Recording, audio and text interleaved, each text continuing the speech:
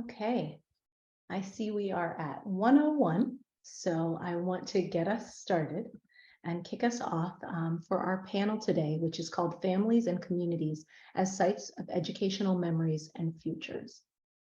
So before we get started, or as we're getting started, I just want to note for everyone participating that we have ASL interpreters that are joining us throughout and will be here. You can currently see Jared, who is signing and sharing with us right now, and he will be coordinating and sort of jumping in and out with Monica, who is also on the Zoom. So please, if that service is needed for you, you can hopefully find them on the screen right now. So my name is Delale-O'Connor. I am an associate professor in Education Foundations, Organizations, and Policy, and one of the core faculty members at our Center for Urban Education at the School of Education at the University of Pittsburgh. And I have the distinct honor and pleasure of facilitating this panel and being in conversation with three tremendous folks who are doing work really at the cutting edge of thinking about what it means to engage caregivers, to engage families, to support in all of the varying ways that families, in particular, Black, Indigenous, Latine families are engaged in the project of education. And I say that thinking about education very broadly, because we're not just going to be talking about schools. We're going to be talking about education right across life. And these three women are really engaged in that work in ways that, you know, when I was told I could assemble a panel, I thought, who would I like in conversation with each other? Who would I like to be in conversation with? And these three folks sort of rose to the top of my list. And so I'm grateful that they were willing and that they said yes right away. That was a nice thing too. It's always nice when you get an email back right away from folks who are like, yeah, absolutely. Would love to be in conversation. And so to really start us off, I want to do very, very brief introductions of the three of them, then give them a little bit more opportunity to talk and share anything else that I may have missed about themselves. And then we'll really be in conversation with each other. I have sort of shared questions with them in advance of our conversation, but as we noted before this panel started, the conversation may go in different directions, and that is not only okay, but encouraged and desired. And so I'm going to go in alphabetical order. So we have with us Dr. Cheryl Fields-Smith, who is a professor of elementary education at the University of Georgia Mary Frances Early College of Education, where she's been a faculty in the Department of Education Theory and Practice for 18 years and currently serves as the department's graduate program coordinator. So prior to earning her doctoral degree from Emory University in 2004, under the direction of Vanessa Siddle-Walker, Fields-Smith was an elementary school teacher in Connecticut, teaching 1st, 2nd, and 4th grades. And you may hear a little kitty in my space. I have been out of town for the last few weeks, and so I have some animals here who are very much about getting my attention to remind me that I should not do that to them, and that it's not okay for me to leave without taking them. So some of you may know, may have experienced it. But as I continue, so Dr. Fields-Smith, her research, and that's actually the conversation I came into before we were starting the panel, but it centers understanding Black families and Black parents' engagement in their children's education. And in particular, she's a pioneer on Black homeschooling research. So I know that's some of what we're going to be talking about today. So thank you for being here, Cheryl. I'm excited to talk with you and again, to hear you in conversation with others. Mrs. Nichole Sims is the parent lead of the Parent Nation program at A+ Schools here in Pittsburgh, Pennsylvania, which is where we're coming to you from, so a few of us anyway. And A+ Schools has the mission of making sure that every child in Pittsburgh, but especially our Black and Brown children, get the high quality education they deserve. And so they do a lot of work in a lot of different facets focused on that. They collaborate with students, with families, with community members, with educators, to bring up and address serious problems in individual schools, but also to co-create durable solutions to these problems. And so Nichole is the parent lead of the Parent Nation program, and I've had the opportunity to engage with some of the amazing work they do. But it's a program that really connects families from schools across Pittsburgh around educational issues, to listen deeply to their concerns, to support them, to be advocates, and to engage in the advocacy, and particularly in systems where it's not always easy to advocate for yourself or your child. They do a lot of work in terms of meetings, in terms of programs, in terms of trainings, in terms of outreach, to really support families and caregivers both in coming together, but also in figuring out, okay, so what do we do next, right, in that kind of work. And so I'm grateful, again, I know that Nichole has a lot going on, that she was able to join us. And I think also, in addition to bringing that perspective, bringing in ideas around Pittsburgh, right? Because you are centered here, which is not the exclusive domain of CUESEF, but is something that certainly we talk about. And then finally, and as we were talking, our paths have crossed in a different way, because I read Dr. Washington's award-winning dissertation, multiple award-winning dissertation. But Dr. Shaneé Washington is an assistant professor of justice and equity in teacher education and at the University of Washington. And her research and teaching really explores the histories of Indigenous and Black sovereignty and self-determination in education. And specifically, she really looks at the self-determination projects and advocacy efforts of Indigenous and Black families toward more equitable, more humanizing, more culturally sustaining, and revitalizing educational experiences for their children. So I am grateful for all the folks here that are coming to listen, to ask questions, but in particular to the three of you for being here to participate.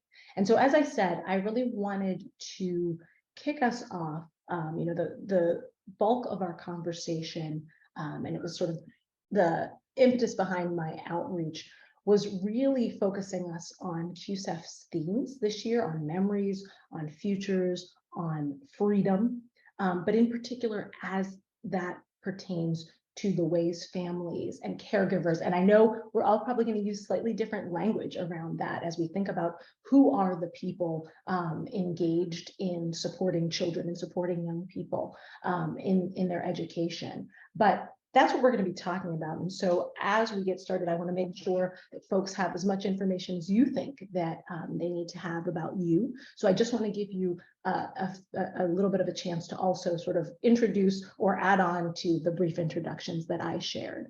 And so we can go in the same order. Cheryl, if you don't mind starting us off. Sure.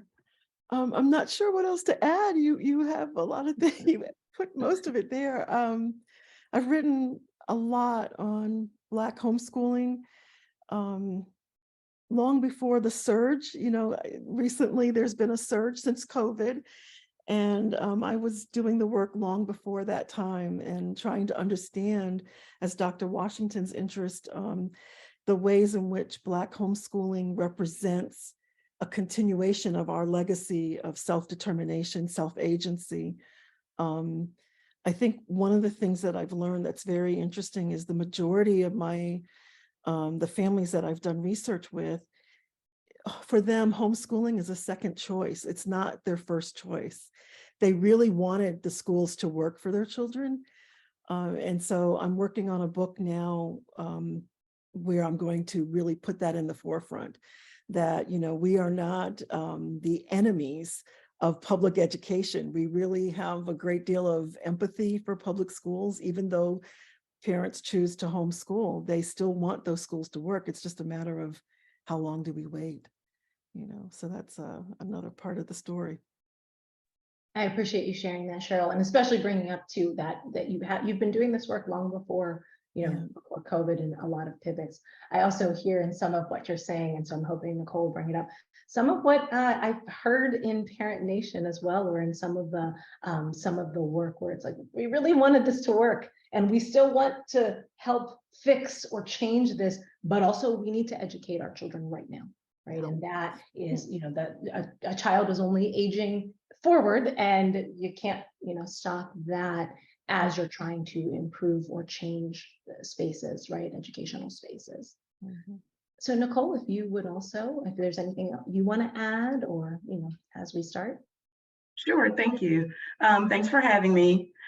And also, the only thing I typically add, in addition to what you mentioned so well, Lori, is that I got into this education space. My technical background is really, or my formal background in education is in human resources. So I've always been like an HR brain. But I got into this work about 5+ years ago. I have 2 daughters that are grown. They're 31. And my oldest one's a bonus daughter. My oldest biological daughter, I always say she was like fast tracked through the school to prison pipeline. And then I got married when she was about 12. My husband and I have a daughter together.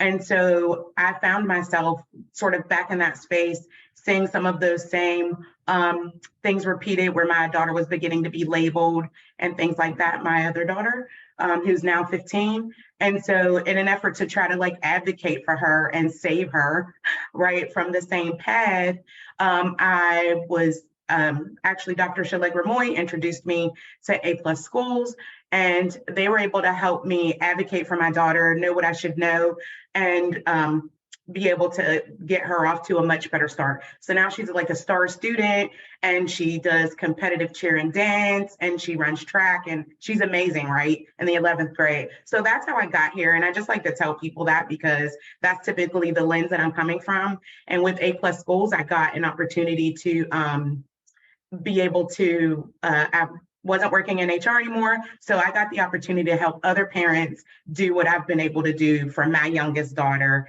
And so I'm just really passionate about helping parents and families with school choice options, or, you know, improving the spaces that they're already in, and helping. I like how A+ helps the community and school administrations do that themselves. So thank you. That's wonderful, Nichole, and that's a great, and thinking about that lens too, having seen you in that role over a number of years, and so that sort of advocacy space, particularly as a parent yourself. Yes. And then Shaneé, is there anything you'd like to add? Hello, everyone. Also, thank you for inviting me to be part of this panel. Something I always like to share in any space that I have the opportunity to speak is the fact that I wasn't always an assistant a professor at the university level, and that I had a long career as a teacher in the K-12 system. I started off as an elementary school teacher, and then my last 11 years, I was a middle school teacher, teaching mostly social studies in Prince George's County public schools, right? At the time that I started, was really a predominantly Black, with a growing population of Latinx students. By the time I was leaving, it was about a even split. Taught at a Title I school for many years, with students from low economic statuses. Also, a large multilingual population of students. We also had a large population of students with disabilities, and that experience, and also being a mother of 2 Black daughters, also reflecting on my own experiences in school. I hated school all throughout my K-12 experience, beginning in kindergarten with a teacher that I just truly believe hated me, mistreated me, dehumanized me from kindergarten, right? And that it wasn't until my undergrad, so I'm a proud graduate of an HBCU, Lincoln University, was the first time in my educational experience where I felt affirmed, right, in who I was, who I am as a Black person. It was my first experience where I learned about my history, right? This rich history of resilience and powerful and brilliant Black people, right? And so now, as an assistant professor, like my very first class out of the gate that I designed here at the University of Seattle, I mean, the University of Washington, was on histories of Black and Indigenous self-determination, both in teacher education and education, because I wanted my students to have a sense of just have a taste of what I experienced in an HBCU, right? To learn those histories that they had never heard of. I wanted them to be able to like have aha moments or moments of, wow, I didn't learn that my whole K-12 experience in schools, right? And so I'm seeking to shift that both in my teaching and also in my research.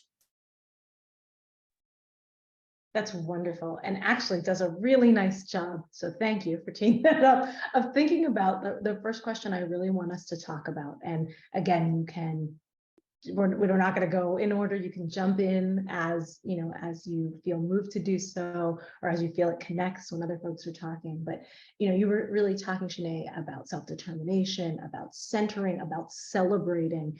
And so when we think about families and education, and as I said, like I think of education very much life-wide, but often we know that the experiences young people are having in schools, and particularly Black, Indigenous, Latine, other like young people of color, are not celebrating or centering or demonstrating their self-determination. So when you're thinking about your own work and your own experiences, what do you think it means to center families in education? And how can we think specifically about this when we think again about Black families, about Indigenous families, about Latinx families, and other families of color?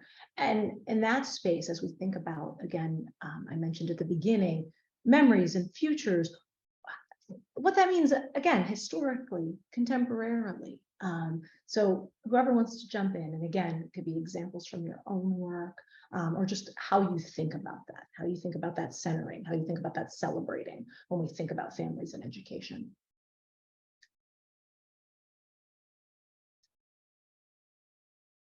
I guess I can start. Sure, thank you. I think for me, when we think about centering families, particularly in research, to me, it means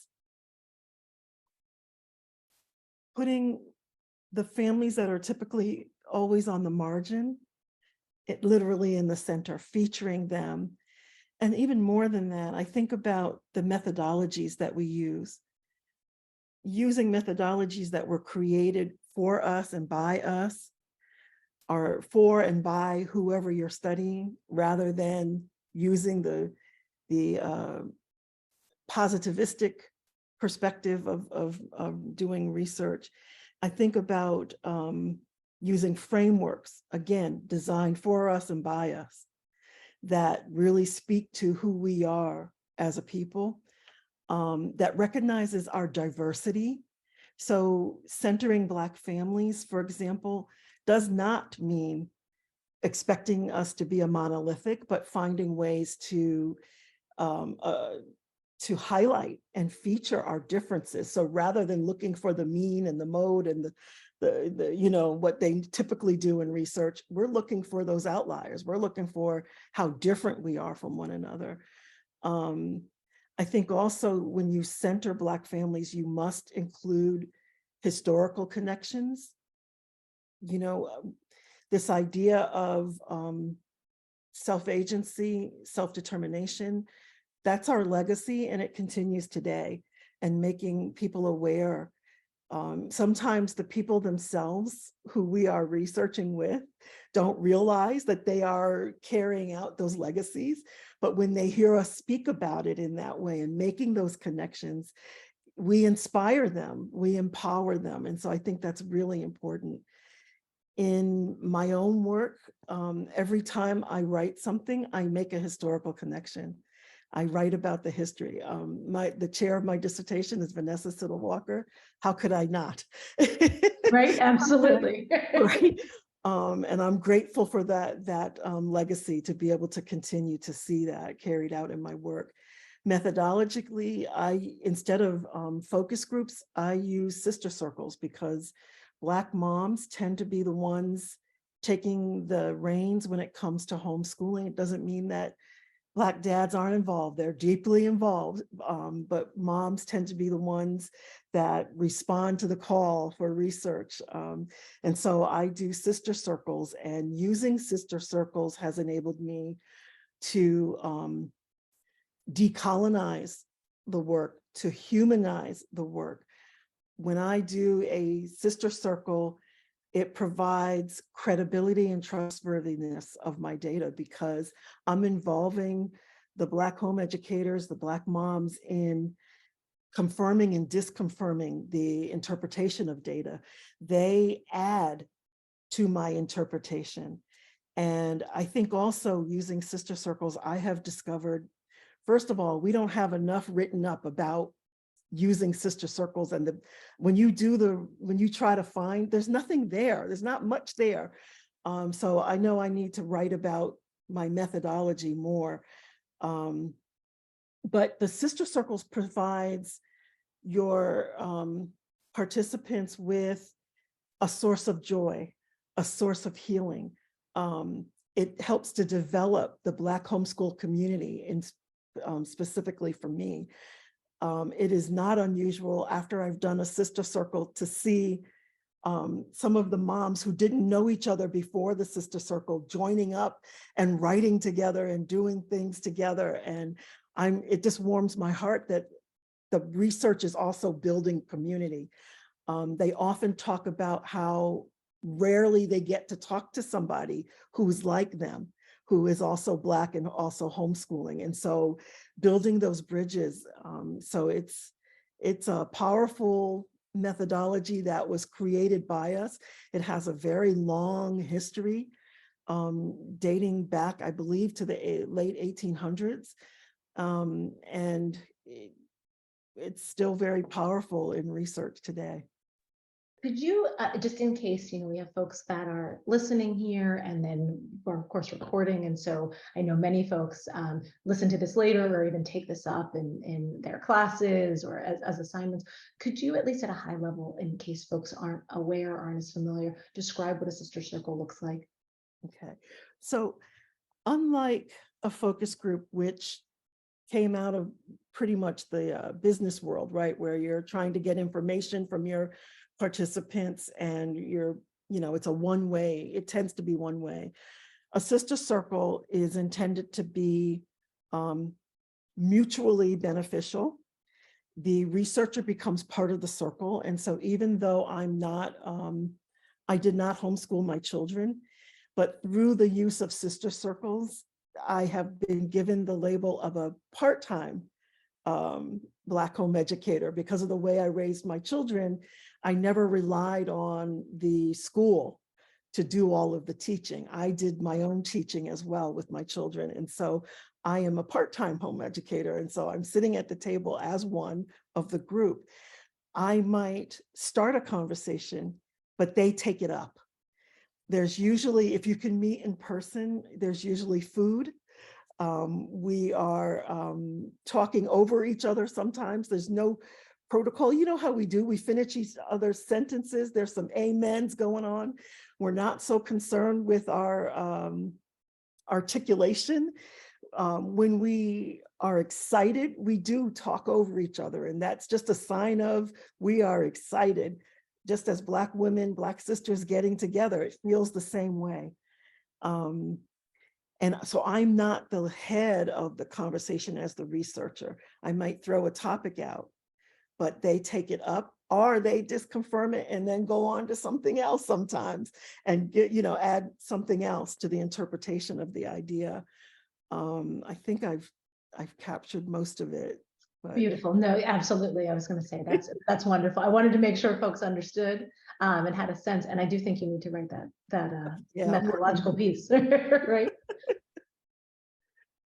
And so Nichole or Shaneé, as you're thinking about centering families, celebrating that self-determination, what does that mean to you? What does that mean as you think about this in education? So sure, I can add something to that. I was also going to mention in what Cheryl was talking about, kind of brought back some warm memories of being part of sister circles. And another thing that I really like about them is that typically our children will be present also, right? Learning that way of community and engaging in, breaking bread together and all of those things. So that's another reason I love sister circles, but that was a great way of describing them.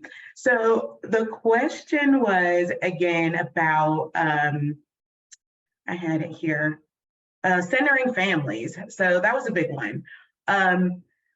The first thing that comes to mind for me about centering families really has to do with letting families know that they are the experts on their children, right? They are the experts on their families, and bringing them to the table at the beginning of different think tanks or whatever. And that doesn't mean like surveying them to death. I've spoken to parents who are like, yeah, no, I'm not taking another survey. That's not going to happen.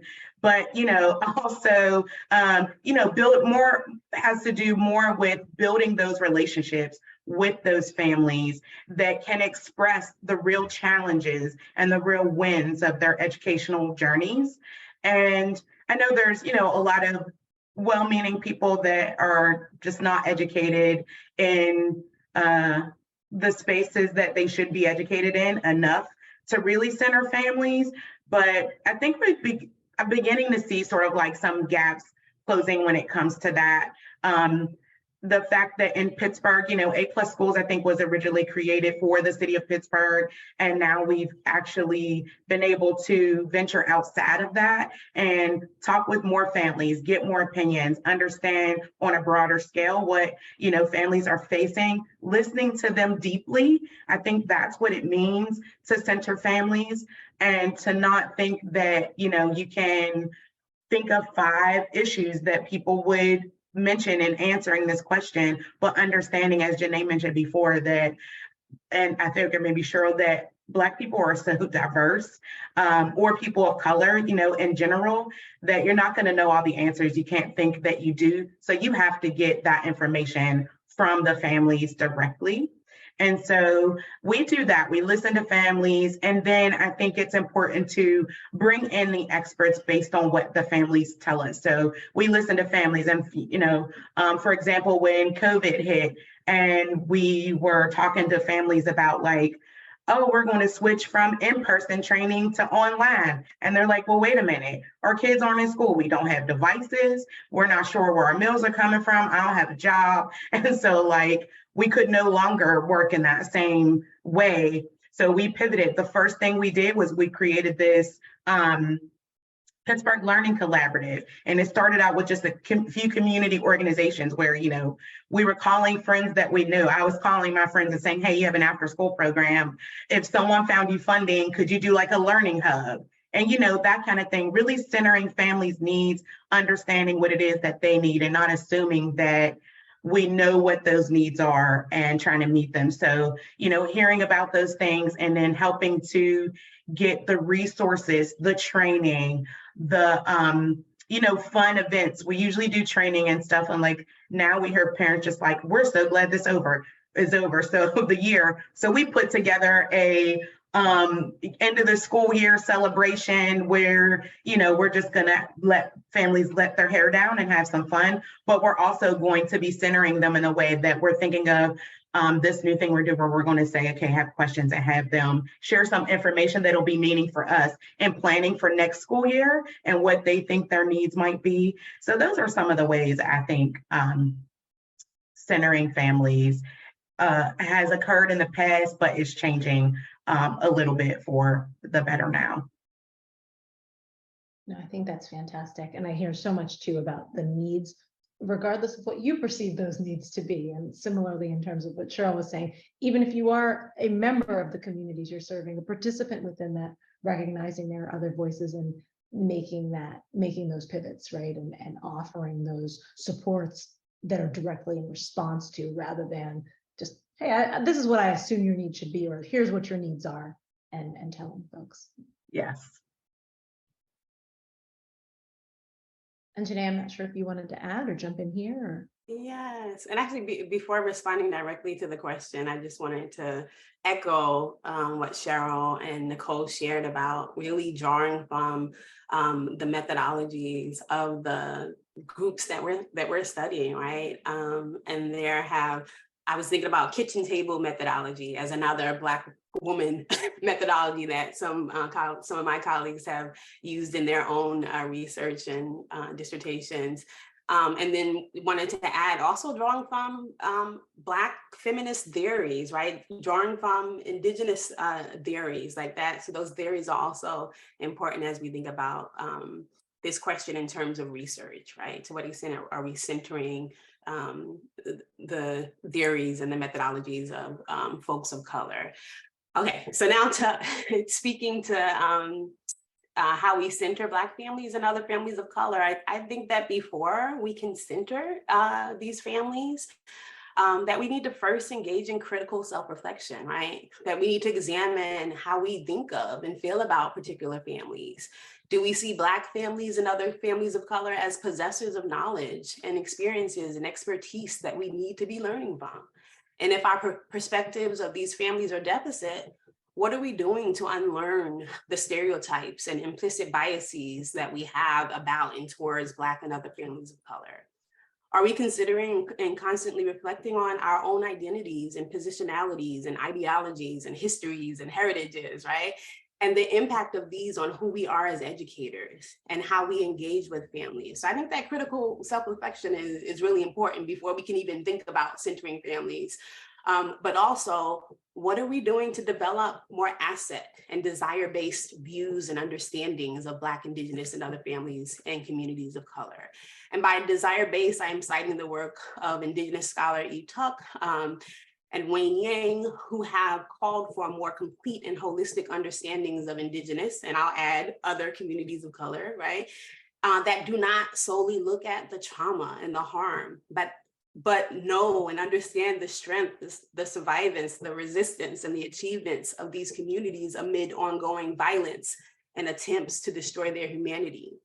So to what extent are we learning about communities of color by being in community and building relationships with and learning from these community knowledge holders? So I think that critical self-reflection, I think like identifying, do we have deficit perspectives and how are we working to shift those? That's really important before we can even begin to think about what it means to center families, which now brings me to how I think about what it means to center families who are often at the margins, right? Who are mistreated, who are devalued in schools and in society. I think that centering these families means that we first are decentering and dismantling whiteness and white supremacy in school. And by this, I'm referring to white, middle class, monolingual, monocultural, ableist, white-centric, et cetera, right? Norms and notions of achievement, what counts as knowledge and worthy of learning about or studying, white norms around student behaviors and families' roles in schools and in the education of their children.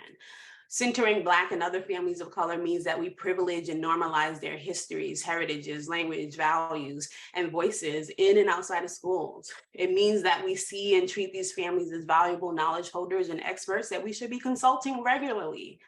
It means that instead of performative acts of engaging families that are often only offer token participation, that we are continuously partnering with, sharing, and when needed, giving up decision-making power to these families of color, asking for and implementing their input in all matters that pertain to education and to their children. And this might include in the hiring of teachers and administrators, and also in determining and helping to design curriculum and learning environments that are humanizing and affirming for students' multiple and intersectional identities.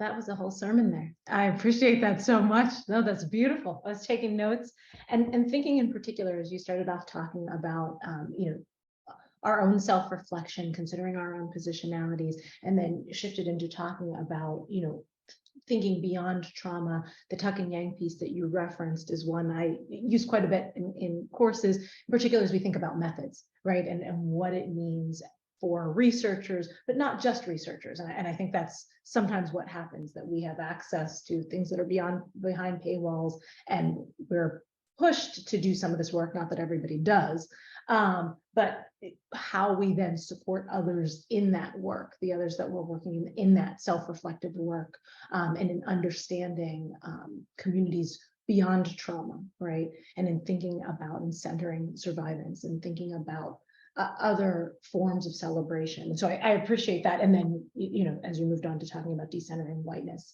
and white norms, in particular for young people, for their families, for the expectations. Yeah, so a lot there. I don't know if anybody wants to comment. Again, I think we've all gotten used to the Zoom space, but also feel free to be unmuted so you can jump in when somebody says something that, you know, that you want to respond to. But I'm not sure if any of you want to respond to what the others have said or build on, or just, you know, say yes, amen. I agree. Yes, amen. I agree. Yeah, I definitely agree. And Mhm. I think that idea of the critical reflection as a teacher educator, you know, most of our teacher education programs, most of them do not include a course on family engagement. Right. Might even be a And session and that's it. It's a huge issue because that means that if we don't trouble that for them, they will expect engagement that their own parents had. Yes. And I'm at a predominantly white institution. Most of the people I teach are privileged, not all, but most. And so they had those typical white ways of being, and that needs to be disrupted. And you need a 15-week course to do that. At least, right? Yes, at least. Yeah. And so much of that too, in addition to those expectations, I also think how much of it is compliance centered. So how do I, when we do those sessions, even the 15-week class, how do I, as teacher, right, as the head of this or as administrator, get those parents to do what I need them to do? Or what I want them to, right? I mean, but right, like that is so often when we think it's similar to classroom management, right? But it's family management or parent management. And if it doesn't look like I expect it to look, right, then what do I do? Then it's wrong, right? If it doesn't look that way it should, the way it should, right? Yeah, and how to undo that needs to be undone. Yeah. If I might, another thing that keeps popping into my head is what Shaneé mentioned about the sort of self-reflection piece. And one of the things, so I'm a girl mom, I always say that. I have 3 daughters and 3 granddaughters. So I have like all girls, right? And so one of my daughters in particular, my youngest daughter, is this like very beautiful, deep, dark chocolate complexion. And so when she was very little, it was very clear to me that I need to make sure she knows who she is and that she knows who we are, right? As a family, as a people, as a community. It was very important for me to teach her that. I think with my oldest daughter, I maybe just didn't know, but there, you know, when my youngest daughter was little, there were just things that like stood out to me that let me know this is going to be super important now. And so I totally agree with that. And I think that she's able to navigate some of these predominantly white spaces because she knows who she is. She knows who we are. She knows who, you know, we are as a people, as a family. And it's just awesome to watch her. And Cheryl, I tell her all the time, we are disruptors. We are disruptors. We are here. We deserve to be here. You know, you are smart, you are kind, all of that. And so I just wanted to mention that I share that with my daughters who now have daughters, right? And I try to share that with students that I encounter in classrooms and even with teachers. Quite frankly, my daughter's on a cheer team and I feel like all of the moms are teachers. And I'm like, oh my goodness. So they're teaching in these little outlying districts. And so you wouldn't believe how many conversations we have at Disney cheer competitions about how they need to be anti-racist and what they can do to be that, right? And so, yeah, I just thought it was really important to mention that. I got a little bit excited just because I think that's so such a big deal. And I think that if more of our children understood that, who they are, then they would be able to navigate these spaces differently.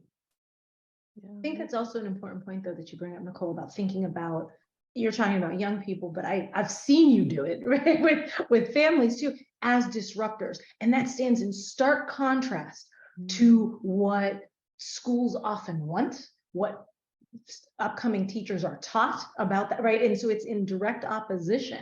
Like, no, we need to disrupt because this is not working, right? This educational project or what you're doing in this school or in this classroom with children of color, right? This is not working. And so it's the pushback and the disruption, which is in many ways the exact opposite of what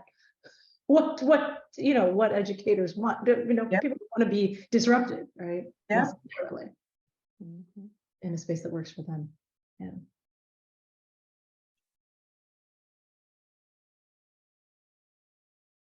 Anybody want to add before I move on to the next question? I wish we were in a room together. So you started, I think, all to allude to this to a certain extent, but I wanted to talk, you all mentioned drawing upon history or reflecting as you think about identities, as you think about self-determination. And so I wanted, I guess, in some ways for us to think about futures, right? And areas that you are really excited about for educational work with families. Like, what possibilities are you seeing? What are you seeing in spaces that are overlooked? I know, Cheryl, like, I know you're ready for this one in terms of thinking about homeschooling, right? But I know that there are other possibilities as we think about the future and family education, family engaged spaces, family empowered spaces, or self-determined spaces around education. There's so much. I think one of the things I keep waiting to happen, I hope will happen, is as more and more Black families and really families in general start to homeschool more, that regular ed, the schools will start to take notice and will try to reach back. We see it happening in places like Canada, where schools are trying to get those families back in some kind of way. You also see it happening here in the US in states like Missouri, where they don't count their home educators at all. And so a family can fluidly move from homeschooling to taking a class in high school. I know if I were to homeschool, I wouldn't want to do much in high school. I'd want to find an expert in those areas, right? So in a state like Missouri, where we don't keep track of home educators, there's no requirements really. I shouldn't say that, there's probably requirements, but there's no infringement. They can bring their children to public schools, go back and forth. And so in that sense, they're partnering in the education of their children. They're partnering with the public schools. And I would love to see things like that starting to happen. I think we have a lot to learn as we continue to look at, I'm trying to get more people to do this work with me because I got to sit down and retire at some point. But I'm learning a great deal on terms of what works for Black children through looking at the spaces that Black families create for their children and where schools aren't hitting the mark for our kids. And it's so interesting to me. It's the opposite of what we think. We think once we have children in special needs, for example, we have to water down the curriculum. No, they are perfectly capable of critical thinking. Why would we water things down for children just because? We need to expect them to reach their full potential, right? To borrow from Dr. Vasilla Walker's book. But and it seems like our expectations are too low. So in the future, how do we raise the expectation to really expect all children to be able to achieve? Yeah. That's what the parents expect when they homeschool them. They don't. That's what I was going to say, right? The parents. They don't lower the expectations, and over and over and over again, they're finding the children not only meet the expectations of the parents, but they exceed it. So when you expect more, they do more. The other thing is letting the children be independent, giving them voice and choice. Yes, the curriculum says we have to learn this, but ask them how they want to learn it. Ask them specifically what they want to know about it. Why not? Instead of having it that, you know, we're going to get them to regurgitate what I've taught them. Oh, let them discover some things, change the methodology, let them discover and learn and research on their own. Let them ask their own questions and try to find the answers. You're teaching them how to learn. That's what Black families have learned, have started to realize that, you know, about their children, that they are deeply curious. Children are deeply curious. They want to learn, you know, and that's the opposite of how they're presented in school sometimes. Yeah. And I do. Oh, go ahead, Nichole, go. Oh, sorry. I was just going to say, and I do agree that the expectations matter as far as that goes, because like you said, students will rise to the expectation, but also they do feel and understand if you don't have any for them. Mm-hmm. And that if you expect them to not, you know, they understand that and they may meet that expectation instead. And they also understand if you are allowing them to be mediocre. I've heard from young people that, you know, this teacher is like tough but fair, doesn't allow me to be mediocre and just be here and, you know, really cares about me. And so I agree. I think that that is important. And I think that even if you allow them, you know, to direct what they learn in some ways, the teachers may learn something also. I can jump in. This conversation has me thinking, once again, how important it is that we know and understand those histories of Black and Indigenous and other people of color self-determination, right, in the education of their kids. I'm thinking about Bell Hooks's Teaching to Transgress, right, and how she starts off that book talking about how when she started school, she was in these segregated schools that were taught by all Black teachers, mostly from her community, where she felt loved and affirmed and challenged, right? And then what happened with Brown v. Board and that in school integration, a lot of those Black teachers were fired, right? And now in a situation where she has white teachers who do not have high expectations of her, right? Who are dehumanizing. So so knowing the history, and I go back to, I encourage you all to read James Anderson's work, right, on the history of like Black teachers in the South. Also Siddle Walker. So every time Siddle Walker's name comes up, like I use Siddle Walker in my class too, that talks about the teacher associations, the Black teacher associations in the South during that time. Jarvis Gibbons recently came out with Fugitive Pedagogies, talks about the work of Carter G. Woodson and the curriculum that he built and those teacher organizations that, you know, supported and taught the curriculum. And it really gets at that. Actually, before the end of slavery, right, Black people were risking abuse, like violence, death, to learn to read for literacy because they saw it as a means of freedom, right? And after emancipation, Black people, Black communities were self-determining, right, in education. They were the ones creating the schools. They were the ones teaching their children before white colonial imposition, right? And that force, you know, control over education, right? They were the ones doing that work. And what happened was, initially, the white folks weren't even looking at them because they were like, oh, those Black folks don't know what they're doing. Oh, they can't be successful at educating their kids.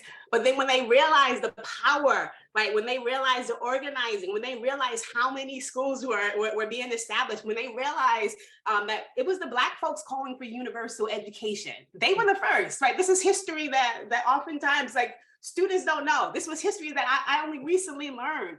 We need to know these histories of self-determination, right? That's another way that we affirm and we build. I think of Nicole's comment on how she built up her daughters, right? Taught them to love themselves so that they could navigate in these spaces that hated them and were dehumanizing to them, right?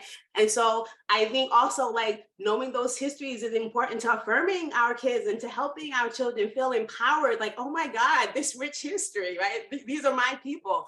Mhm. Histories that often are not taught in school, so yeah. Right.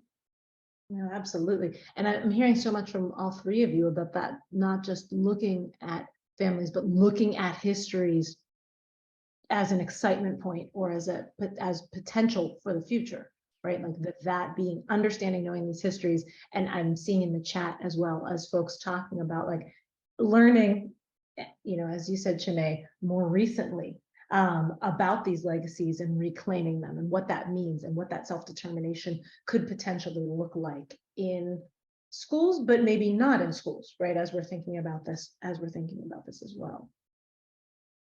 Yeah, that's really true. I remember and just thinking about this, like that education didn't begin happening for me until college, where I had to break a mail block to get into a class, and then I figured it out.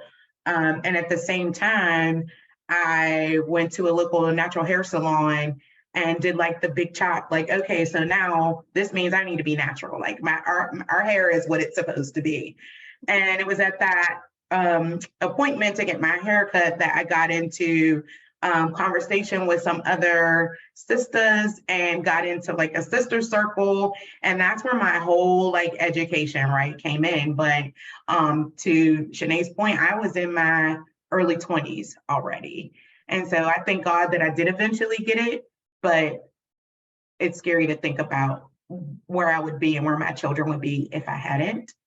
And so, yeah, I was going to say something else, but that was so deep, I forgot. But so much of that too is what you're saying, what I was hearing from Shaneé, what I'm hearing from Cheryl, as you were talking before about like methodologies, is also this establishing, finding, centering of community. And that is so very different, right? When I think about from the ways, from in particular, the white Eurocentric focus on individualized education, right?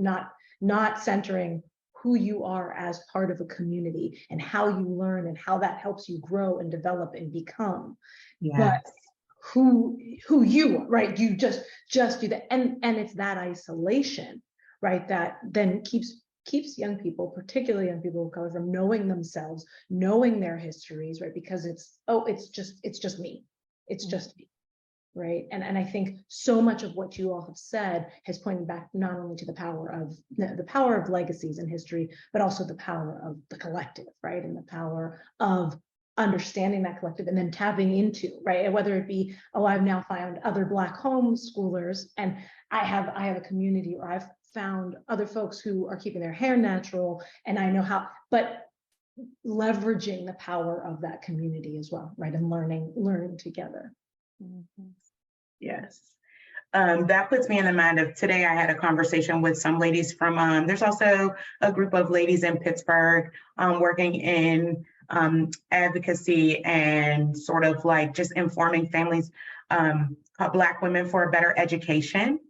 And so I'm also part of that group. And we talked today about how in these systems and, in our school buildings and all of the ways that we think, parents and all of the sort of fixes or solutions are around problematizing parents and students, right? So we've got to fix this because, as you mentioned, Lori, these parents aren't doing what we need them to do, or the students aren't. And so an example of that we talked about was how, school district each year they'll update their student code of conduct or whatever, but then it's mostly the changes are around what new penalties or punishments are there for, these behaviors that primarily students are using or exhibiting as a way to sort of act out all of these other very problematic symptoms and all of these things. Like the district wants to make a tougher policy for students that use marijuana or come to school smelling like marijuana. And so how are you going to, though, get to the root of that problem, right? Are you just going to make it that the problem is these students that are exhibiting these behaviors, when really, what are you doing to help improve their mental health and the health of the spaces that they have to come to every day and show up and learn, without making it like the students and the parents are the problem? And for those who aren't familiar, or maybe aren't in Pittsburgh, I just dropped in the link in the chat for Black Women for a Better Education, because they're doing some incredible advocacy work here in Pittsburgh. Thank you. In schools, yeah, absolutely. I'm thinking about what Nichole, sorry. That is my loud alarm. I'm a diabetic, so that's my, I'm fine. I apologize for that. But just what Nichole just shared and what we've said throughout this conversation, right? It's as I like thought about this this panel, I kept thinking about my responses in relation to school. At the same time, my response is often like that we need to be looking to community, because these schools continue to like be places of harm and trauma for our babies, right? I think about Cheryl's work on Black people, Black folks who are now home, who have been homeschooling their children, and how significantly that percentage has increased in recent years, right? Which connects to like a study I did back in the spring of summer of 2020, where I was looking at, this was, you know, right at the onset of the pandemic. This was, you know, right, you know, after the George Floyd murder and racial reckonings and all of that. And with a group of doc students, we wanted to look at Black and other people of color spaces, right? That was rising up during this time to really create spaces of belonging and healing for Black, brown, and other youth and communities of color. And something we heard, right, through participation in some of the town halls that were being held by a Black organization called The Root of Us during that time, them sharing what their youth, and particularly what their Black youth were sharing about remote learning and all that was happening during that time, is that they felt that they were finally able to breathe. They felt relieved that the school buildings closed, right? They felt relieved that even when they moved to remote, they didn't have to have their cameras on. They didn't have to say anything, right? Because what they shared is like daily they were experiencing microaggressions. Daily they were experiencing racism, like from their classmates and teachers not affirming them. And so they experienced such joy, and they didn't want to go back to the school space. So it makes total sense that the more Black parents are homeschooling their children, right? Mm-hmm. And so I think in response to this question on my hopes for the future, or the future, like we all have been saying, that we need to be looking outside of school, right? We need to be looking to these parents who are homeschooling their kids. We need to be looking to these community bias forest organizations, right? Who are doing the work, doing beautiful work of creating like these spaces of belonging and healing and even liberation, right? For our people. So. I don't know if I actually answered the question, but Shaneé just made me think of it. And to that point, one of the things I was thinking about for the future too, around like just family engagement overall, is I hope that more people, I'm sure this goes for a lot of different places, but Pittsburgh in particular is very, very philanthropic, right? So you have all these foundations that are wanting to do a lot and help in this education realm, and to help educate the students of Pittsburgh to be ready for, you know, college and career. And so in thinking about that, I'm starting to see little ones crop up, and I hope it takes off a bit more. But community organizations doing more like intensive work with families. So for example, Lori, you mentioned that, I'm part of Parent Nation, and it's like all the parents that have ever engaged with A+ and stayed in touch with us since our existence. But also we started a pilot this year that we called a family care cohort, because we were finding that largely, right, families that even have a lot of this information don't have the capacity or the ability to really focus on how do I make sure my child is getting the education that they deserve. And so, in learning that, you see that what might be most meaningful to engage with a particular family, even for a school building or a community organization, is to say, okay, let's connect them to the community org that can help them with housing.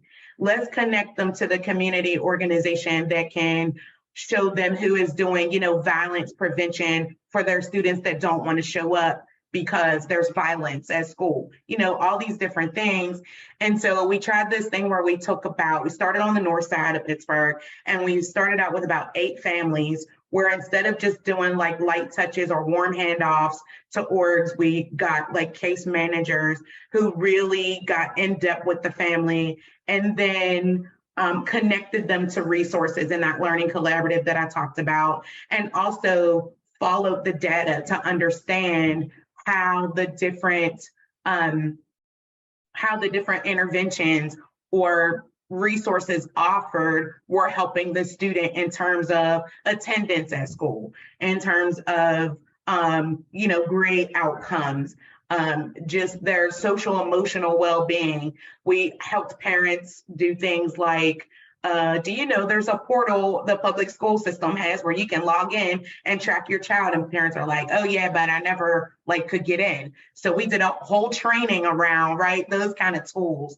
And so I think just more intensive after we listen and learn from families, just spending some of those dollars, in a more, what do I want to call it? Like a centralized, specific way that really helps families get from one level to the next with regard to being able to sustain their lives, but also being able to then focus on educating their children and the education that their kids are receiving.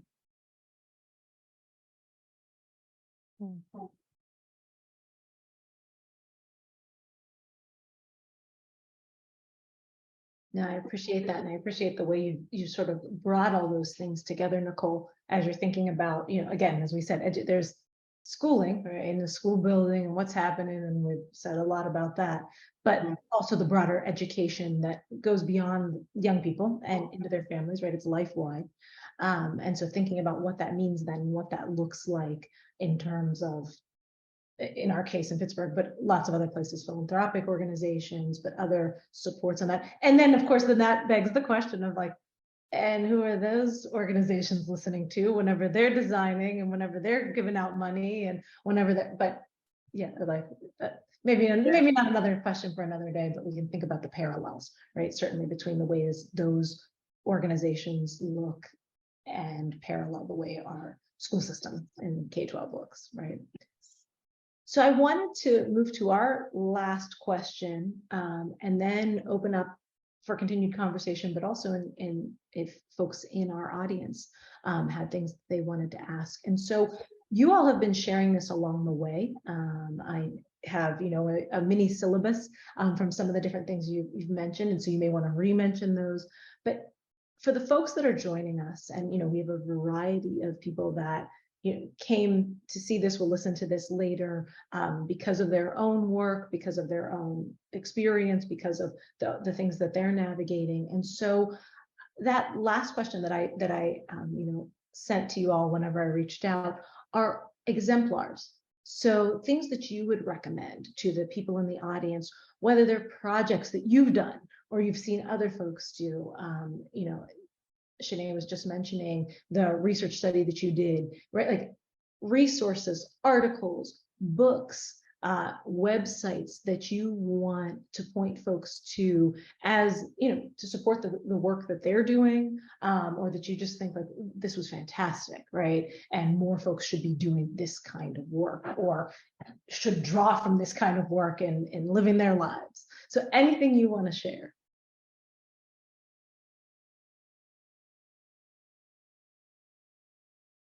Oh no. When I was writing my first book, I was inspired by Billy Sankofa Waters' work. She has a book called We Can Speak for Ourselves, Parental Involvement and Ideologies of Black Mothers in Chicago. And I was really inspired by her work because she's doing a critical ethnography. She's providing the narratives of the women that she did the research with. And I think it was like a 2-year study that she did field work with them. And this book is just demonstrating, you talk about how to center Black families and Black mothers in particular, using the narratives. She does that. And I think hers it was a good example for me to follow. And I think my writing the first book was really mind-boggling for me. There's so much that you can do. And so how to make it make sense. But her book really helped me to do that, I think. And so I just want to make sure people know about that.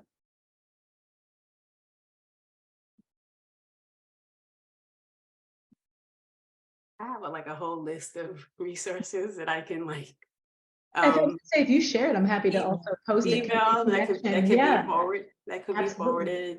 But I'll start with like my particular work. A lot of my work has been in Indigenous methodologies, Indigenous family and community engagement, and using theories/pedagogies such as culturally sustaining by Dr. Django Paris, who's one of my colleagues, and Sami Alim, and also culturally sustaining revitalizing pedagogy that builds on culturally sustaining, and that's by Teresa McCarty and Tiffany Lee.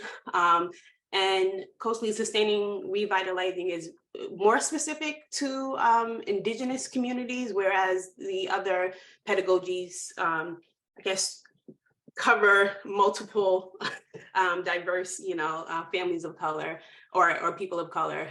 So would definitely like recommend looking at like these newer pedagogies such as culturally sustaining, culturally revitalizing.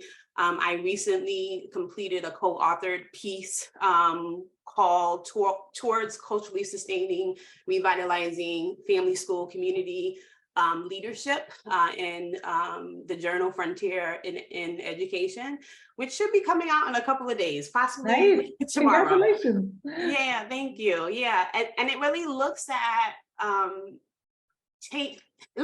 applying these pedagogies to family and community engagement, but also shifting. So as we think about culturally sustaining, revitalizing, shifting how we have often understood or traditionally practiced family, school, community engagement, and thinking about the power of community leadership, right? So like culturally sustaining, revitalizing is about, it's community driven, right? It's often community based. It looks at changing those, what do you call it? Hierarchies, like dismantling those hierarchies that have existed. It looks at addressing those histories of harm, right, against Indigenous community. It looks at language and cultural revitalization, right? And these are things that I think can be applied to other folks of color as well. And it looks at like really centering families, right? Honoring them, seeing them as experts, honoring like their wishes, right? They have the greatest stake in the education of their children, right? They care more than teachers. Like, yes, teachers, we love our students, we want them to thrive, but their parents care a whole lot more, right? And that we need to be listening. They are the first teachers. They will be teaching their children long after we've had them in our classes, right? And so it looks at really seeing parents as leaders in that engagement. So we really encourage, check out Paris and Alim's work, check out McCarty and Lee's work. Be on the lookout for my piece that's coming out in Frontier. Would recommend that. And then for examples, like empirical studies on particularly Indigenous leadership in education. There's a scholar, an Indigenous scholar called Anoe, I think I'm pronouncing it right, and colleagues who wrote on this article called Reinvigorating Family and Community Leadership in Inuit Bilingual Education, that really recognized the importance of home, community, and the land as primary sites of learning, and it focused on the importance of family leadership in bilingual policies and practices. Another piece that I love and often cite a lot in my work is by this Indigenous scholar who did her dissertation in her own community called Bond. And her article was titled, "We're the Mob You Should Be Listening To. Aboriginal Elders at Morning Island Speak Up About Productive Relationships with Visiting Teachers." And I will share these sources so that you have them. But in this article, it really centers community elders, and community elders were really calling they call themselves the mob that should be listened to, that educators should be seeking regularly for guidance regarding the culturally appropriate curriculum and pedagogy for their children. And then the last thing, my dissertation, I've since published from it. So I have an article in Teachers College Record titled, oh my gosh, I'm forgetting the title, An Indigenous Communities Fight for Cultural Continuity and Educational Equity Within and Against a New England School District. This was the first piece that I published from my dissertation because I really wanted to center the work, the advocacy of the Indigenous parents and Indigenous community leaders. Like, they were doing some dynamic work and really pushing back against the educators. And even though in the case of the parents, the educators were not very responsive, they were resistant to the parents, but those parents continue to fight, to advocate for their own kids and for other kids. And in some cases were successful.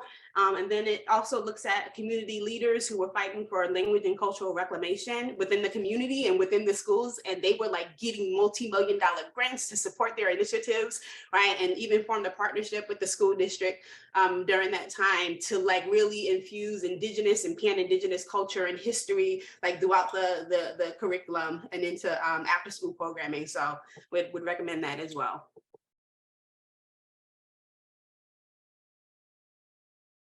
Those are awesome resources. I hope we will get access to the chat because I wasn't able to open all of them.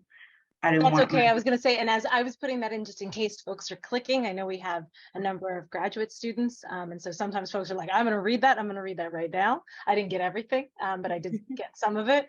And then I know I will also share out what after we follow up. But that's some fantastic resources that folks can access. Yeah, absolutely. Thank you. I didn't have many more to add. One in particular, since we were talking about, sort of engaging families, and I'm always trying to think about if there are other organizations or other people I know that are already doing the work. I think Shaneé mentioned that before too. And so I wanted to mention, and I know you already put a link in here, Lori, for in my website, it will take you to the A+ Schools website where you can see that Pittsburgh Learning Collaborative, which is continuing to grow as we speak. I think we are now up over 80 organizations, community organizations. And so just seeing like what types of organizations are in there or some of the resources that they provide might be helpful for people. And then another thing I thought of, it was already mentioned about work that's being done, right? And I'm a huge fan of not reinventing the wheel. And so one of the things that has been go-to for me has been the Brookings Institute has a tool that they call a strategy finder. And so what that is, if you go to the Brookings Institute's website, it literally has different scenarios and strategies built in for engaging families. So, Shaneé talked about some good work and things that are being done, and they have some really good ideas in there. And they have all these different scenarios from different districts and communities around the world where you can plug in what it is you're trying to accomplish, and it will give you like different scenarios for how you can engage those families, which I think is great. So that Brookings Institute. And then the last one is a newsletter that I get each month. It's called CAFE, Collaborative Action for Family Engagement. And that comes out from the Mid-Atlantic Equity Consortium, Inc. And they primarily serve Maryland and Pennsylvania, but they put out a lot of information. Their goal is to increase access to have quality education that is culturally, economically relevant, and all of those different things. And so they work, what's unique about them is they work with everyone. They work with families, they work with school districts, they work with community organizations, and they put out a newsletter. I want to say it's monthly, and that newsletter is phenomenal. There is so much information packed in there for schools or community orgs or other groups that want to do the right thing by Black and Brown students and families. It's chock full of information for parents that need resources or suggestions for reading, how that they can do some things to help their students improve outcome and or their level of engagement with their children's schools and the people that are responsible for their children's education. So that was the last one that I wanted to mention. I think they've all been really good. So thank you, ladies, for sharing. And I feel like this has helped. I was thinking as I was listening, now I have like a new little sister circle going on. So I have your email addresses, and I'm looking forward to checking out your work and some of the ideas that you've shared. That's wonderful. That's absolutely wonderful. And I was, as I said, trying to keep up, but we will curate these. And so if you look in immediately, you can see it, but also we'll share out as well. You even got the CAFE newsletter. Thank you. I try. trying to keep up. Good. So we have about 13 minutes left, and I wanted to just give anybody who is here, if there were questions that you had, the opportunity to ask. Or if there were things that you wanted to hear from our panelists or things that you wanted to share. I know some folks were sharing in the chat throughout. I was trying to mostly just comments, sort of reiterating or connecting to what you were saying along the way, some applause and things like that. But if folks had questions, now would be a great time to ask.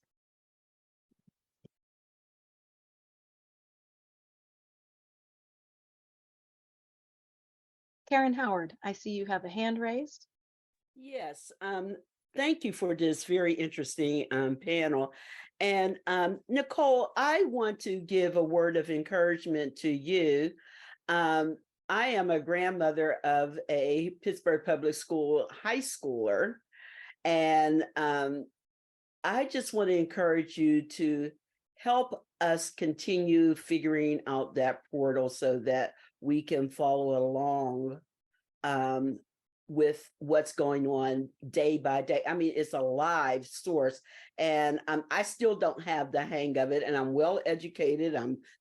I would say I'm a little computer savvy. I know how to turn it on and get from here to there, but that portal has me stumped. So if you could continue that work and make it a priority, especially now that you have the summer to regroup and get out into the communities and let us know how we can access that and be on top of what's going on in Pittsburgh Public Schools. So thank you all. Thank you, Karen. You know what I'm going to do? You just inspired me to. I appreciate that. We send out a monthly e-blast.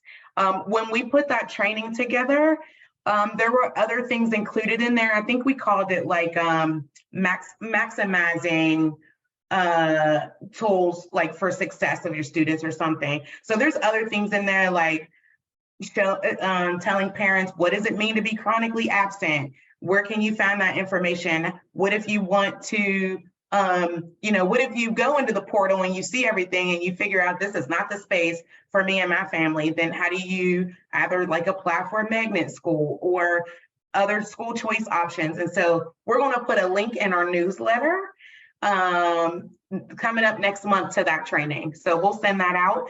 I don't know, I'm going to put my email in the chat and you can email me directly, Karen, and I will make sure you get it before the masses. And then you can also, I can even give you a quick tutorial in there if you want or anything like that. Thank you very much. Thank you. Exactly. Building communities even via panel and making those connections. Other questions that folks had?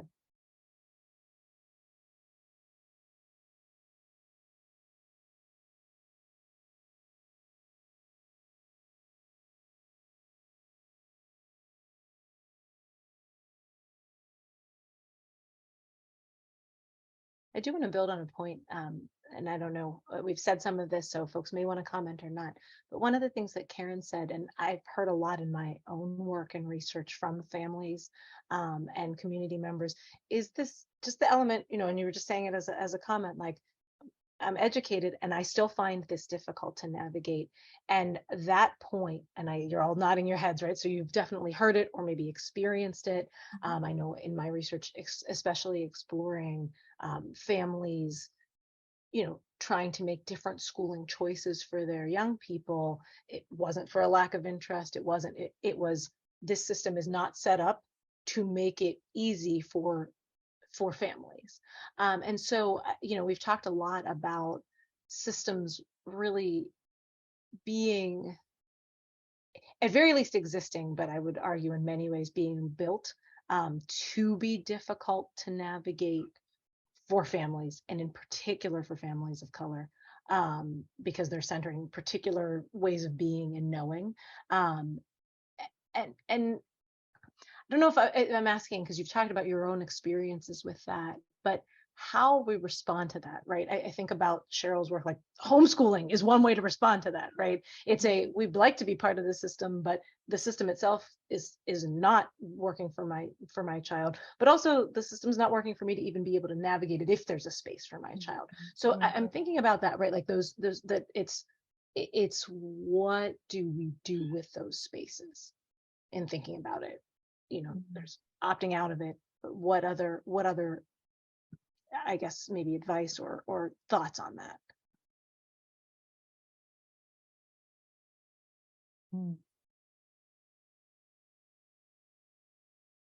I don't know if this answers your question, Lori, but I'm thinking, so what I decided to do, I mentioned having this like background in human resources, and then actually got laid off. I was glad to go. It was changing, morphing the whole thing. But anyway, and so I was able to get into this work and begin to dig in. And one of the hardest things for me to learn initially was parents do actually care, right? Because I'm like, where are they? This district is failing their kids. They should be on top of the rooftop screaming. They should be mad as all heck. Where are they? And so that's when I began to learn, right? Like all the barriers and all these different things. And so, so what I personally decided to do, and I try to talk with some of my friends and stuff about this, is I had to make a different choice for my child, right? I'm like, I can't wait for them to get it together at the expense of my child. But I am going to stay in this space and try to help where I can and do what I can. My next dream job is I want to be a substitute teacher, and people are like, wait, what? I'm like, I think I'm gonna do that next. Once this last baby graduates high school, like I'm in there, but I may not wait that long. And so I think that is part of what we can do, is commit to understanding that each family, each student we touch in the meantime, while we're trying to hope that more people see the bigger picture and begin to make strides toward better outcomes, just whatever we can do, right? Remembering that each child we help, each family we help, each community we help is a step in the right direction. And it means that many more families and labs that will be impacted in a positive way through education. I hope that answered the question a bit. It did. No, I appreciate that. Oh, Karen has a hand up. Go ahead, Karen. Yeah, I wanted to elaborate a little bit more on how these systems are set up.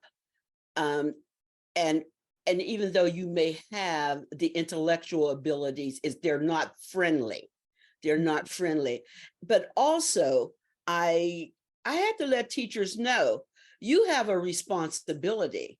If there is something that's going on with my child and you haven't reached out to me, then that's on you. Don't assume. One teacher said, well, I didn't want to overburden you. That's not your responsibility to tell me that you're going to be overburdening me. Unless I tell you that, don't assume that. So I don't know.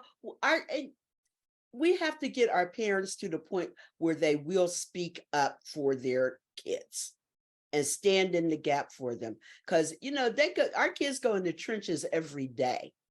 And they have to learn to navigate. And, I'm an educator as well. And I was greatly influenced by years ago, I'm telling you my age now, when Lisa wrote Other People's Children,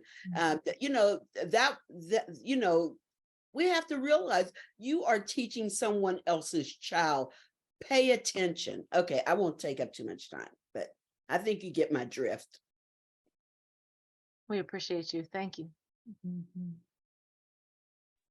Yeah, that's why I think it's really important to, one of the things we try to make sure we do, and I try to make sure we do, is make sure that parents understand that we are a trusted resource, right? I tell parents all the time, we say A+ schools and they're like, oh, what school are you? I'm like, we are totally independent of the district, and our job is to make sure that Black and brown kids are getting what they deserve. And then parents are like, oh, and then they kind of like start spilling it, right? And then once you help them with one little small thing, you build upon those relationships. It might be I give them some information or a flyer or, a resource, and then you build upon those relationships. And then they're showing up with 2 other friends like, well, she's having an issue too, or she has questions. So I think just to Karen's point, just also trying to make sure that we are trusted resources and, people that parents can come to help get answers and support. I think that also ties back in with one of the earliest points that Shaneé made about considering how, right, as an organization, as an individual, you view Black families, Indigenous families, Latine families, other families of color. Like, what is it that you're expecting? Who are you in this work? But also, how are you? Because, folks recognize that. I've been to your meetings. I know, right, that they see you really care about what I'm trying to do, and you understand this. Not just you're trying to study me, or you're trying to, it's not about additional gain. And I think that matters a great deal, right? I'm thinking about just wanting to respond to Karen's last comment about the teacher not reaching out, and how often teachers wait until there's a so-called problem to reach out to parents, right? And how important it is that those relationships with parents are being built from the very beginning, right? Those positive relationships, having the going back to the importance of examining, as Lori was just referencing, like really examining what we think of families, those stereotypes that we hold, those implicit biases that we hold.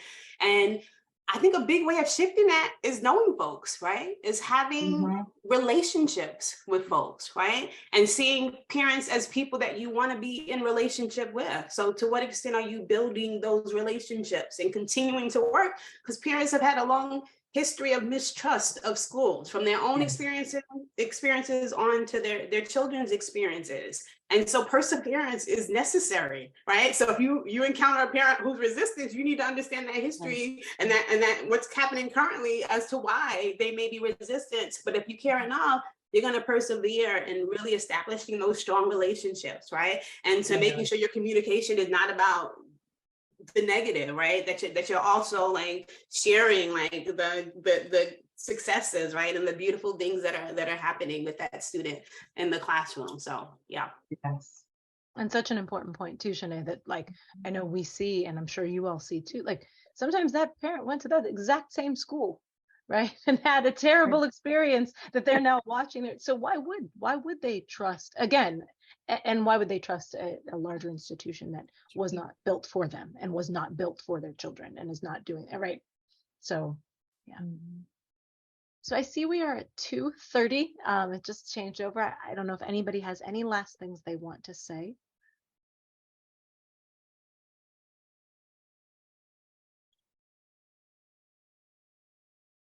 Okay.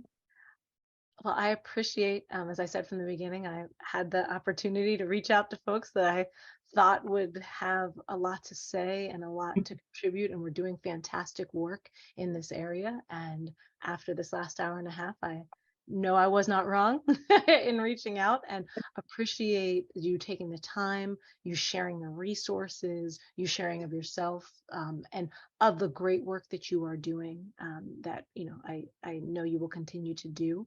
And I see in the chat, you know, that as you move on to the next sessions in CUESEF, Christy, thank you very much. Put the continued agenda in there as we continue on. But this, after we wrap up, will be made available via video, and we'll also provide the resources that everybody was sharing so quickly that are in the chat, but that we will provide in a more stable form so that folks can access those resources as they go through. So thank you all so much. And thank you to the audience for being here, for participating, both in the chat and via questions. And we hope you have a great rest of your day and enjoy the rest of the Summer Educator Forum. Thank you so much. Yes. Thank you, everyone. Thanks, Rachel. Thank you.